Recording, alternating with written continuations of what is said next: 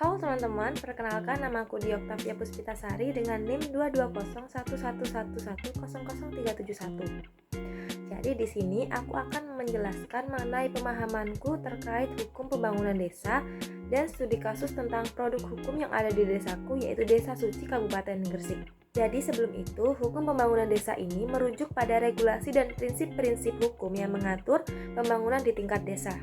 Pembangunan desa di Indonesia diatur dalam berbagai undang-undang dan peraturan yang bertujuan untuk meningkatkan kesejahteraan masyarakat desa, memajukan ekonomi lokal, serta memperkuat otonomi desa dalam menjalankan pemerintahan dan pengelolaan sumber daya alam.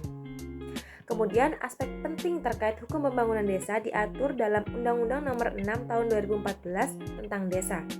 Tidak hanya itu, perkembangan di desa juga didasari pada partisipasi masyarakat untuk memajukan kesejahteraan desa tersebut. Di setiap desa tentunya memiliki produk hukum untuk memajukan dan mesejahterakan kehidupan di desa tersebut. Nah, dari studi kasus yang saya mengambil produk hukum yang ada di desa saya, yaitu Desa Suci Kabupaten Gresik.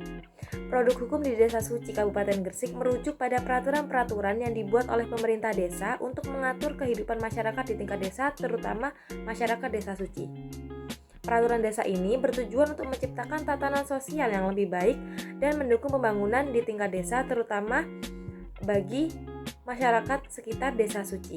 Mungkin langsung saja terkait jenis-jenis produk hukum yang ada di Desa Suci Kabupaten Gresik. Yang pertama, ada peraturan desa tentang tata kelola pemerintahan desa, yang dimana perdes yang mengatur tentang tata kelola pemerintahan desa ini bertujuan untuk mengatur hubungan antara perangkat desa serta hubungan antara masyarakat dengan pemerintah desa. Kemudian yang kedua, ada peraturan desa tentang pengelolaan keuangan desa, yang dimana tujuan dari peraturan desa tentang pengelolaan keuangan desa ini yaitu untuk mengatur penggunaan anggaran desa yang bersumber dari dana desa dan alokasi dana lainnya.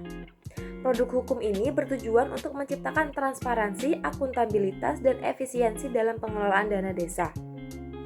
Kemudian yang selanjutnya yaitu peraturan desa tentang pengelolaan sumber daya alam dan lingkungan hidup, yang dimana tujuan dari peraturan desa ini yaitu mengatur bagaimana masyarakat desa memanfaatkan sumber daya alam secara berkelanjutan dalam menjaga kelestarian lingkungan, terutama di daerah sekitar Desa Suci. Kemudian yang selanjutnya yaitu peraturan desa tentang perlindungan dan pemberdayaan masyarakat. Yang pasti tujuan dari peraturan desa ini yaitu mengatur hak-hak masyarakat desa, termasuk hak untuk mendapatkan layanan kesehatan, pendidikan, dan program kesejahteraan sosial. Yang dimana seperti contohnya adanya posyandu atau sosialisasi. Kemudian yang kelima adanya peraturan desa tentang keamanan dan ketertiban desa. Tujuan dari peraturan desa tentang keamanan dan ketertiban desa ini yaitu untuk mengatur cara menjaga keamanan dan ketertiban di Desa Suci, serta pencegahan tindak pidana kriminal atau konflik sosial.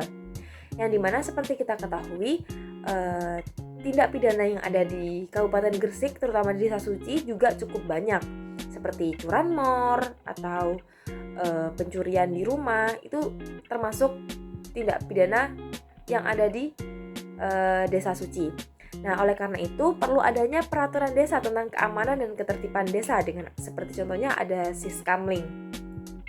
Kemudian yang selanjutnya ada peraturan desa tentang infrastruktur dan pembangunan desa. Tujuan dari peraturan desa ini yaitu mengatur rencana pembangunan fisik di desa seperti jalan desa, jembatan, saluran air, dan fasilitas umum lainnya.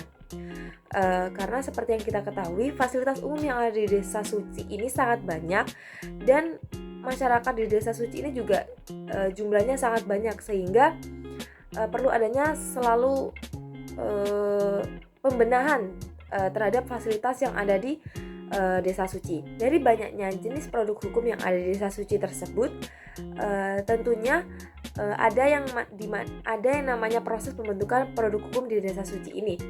Nah, salah satunya proses tahapan dalam pembuatan produk hukum di Desa Suci ini dengan adanya musyawarah desa. Jadi tentunya pemerintah desa tersebut membuat peraturan tersebut berdasarkan keadaan dan kondisi yang dialami oleh masyarakat setempat dengan adanya musyawarah desa tersebut.